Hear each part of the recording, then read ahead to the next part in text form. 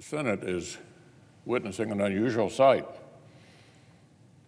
Our colleague from West Virginia, Senator Manchin, is trying to roll back legislation that he himself wrote and passed less than a year ago. Reports say the senator now wants Congress to delay the new electric vehicle tax credit that he himself hand-designed just last summer, until he can resolve a fight with his fellow Democrats in the administration over what their own law actually says or actually does. It would be comical if this Democrat-on-Democrat chaos weren't impacting our country. Republicans pointed out over and over that Democrats' reckless taxing and spending spree was unfair as well as unworkable. We said from the start this was a hugely expensive, hopelessly tangled mess of subsidies, regulations, and red tape. It raised taxes on American jobs, American families, and American energy. In order to inefficiently send little chunks of the people's money back to them if they plan their lives according to unclear and changing big government standards. This is the classic tax and spend liberal logic. The IRS takes more of your money so bureaucrats can take over more of your life.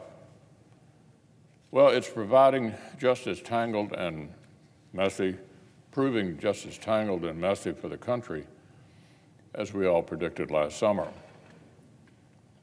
Our Democratic colleague from West Virginia is locked in some battle with the Democrats' own Treasury Department over the sweeping new regulations that need to be written. He seems to be suggesting that some Americans who've already received the EV tax credit that he wrote should have to actually pay it back.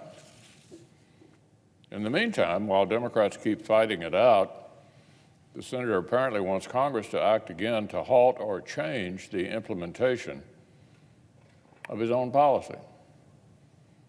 So good luck to American families trying to understand what on earth does and does not qualify for the big government subsidies. Good luck to American businesses trying to figure out how to direct their investments. Now, this is what happens when Democrats make it up as they go along and clumsily try to rewire huge parts of our economy on the fly. Now, remember, the senior senator for West Virginia has already acknowledged that other Biden policies completely cancel out these supposed deficit savings from the massive climate bill. He's admitted that President Biden's student loan socialism wipes out all of their claimed deficit savings from the Green New Deal and then some. And now, on top of all that, the red tape and expensive subsidies are so tangled that the very senator who wrote the law now wants to delay or change it. This has been a terrible deal for the country right from the beginning. Nonpartisan experts said the Democrats' boondoggle would increase inflation in the short term and do nothing for inflation in the long term.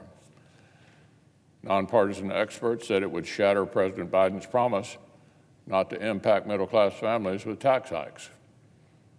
Nonpartisan experts said that none of it would have any measurable impact on the global temperature.